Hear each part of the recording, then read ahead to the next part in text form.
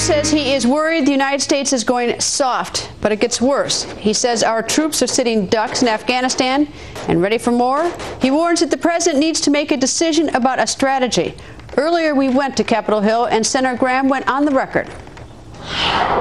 You were in Afghanistan in August. You've been all over the world. Yeah. So naturally, I want to ask you about Afghanistan. What are we going to do? Well, what should we do? Well, here's what I think would be best for the country and the region and the world, quite frankly, is for the president to decide to reinforce our troops and to give General McChrystal the reinforcements he's asking for.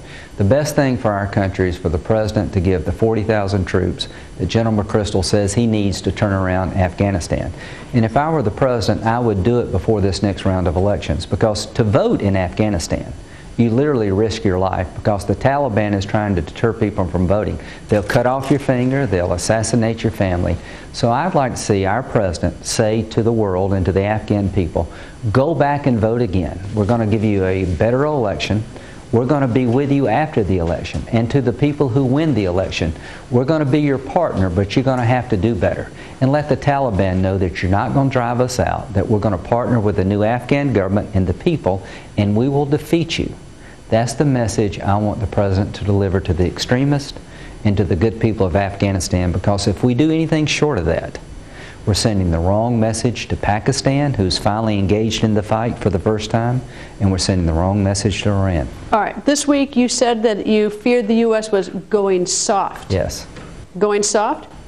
Well, what I fear the most is that Pakistan is finally engaging their Taliban. The Pakistan Taliban are the cousins of the Afghan Taliban. The government and army in Pakistan, for the first time in maybe 20 years, really are going after the Taliban in Pakistan. And we've been asking them to do this for a long time. At the very moment they're engaging in the fight, we're pulling back and showing uncertainty. So I think that is sending the wrong signal to the Pakistan government and to the Taliban. Now, you said that this decision should be made before the election. The election is tentatively scheduled for November 7th. Yes. And I don't know if that can be pulled off or not, which is another whole issue. Right. Secretary Gates said we shouldn't sit on our hands. Right. Is the president sitting on his hands? Rahm Emanuel says that they want to see what government they're going to be dealing with, so it seems like they want to wait the outcome of the election. So are we sitting on our hands? Secretary Gates' concerns are very legitimate. We've had the McChrystal report since August the 30th. Now, I don't fault the president for being deliberative and thinking this thing through, because committing people to combat is a very hard decision for any commander-in-chief. But the reality is we have 68,000 people in combat who need help. So the longer we wait, the worse it will be. As to this idea, we've got to wait to the next round of elections, I think that's backwards. No matter who wins the election on November the 7th, if that's when we have it, corruption and governance is a huge problem. But without security, it doesn't matter who wins the election. You cannot train the police and the army when the families of the people you're trying to recruit are getting killed. Right now, to join the Afghan police, they come after your family.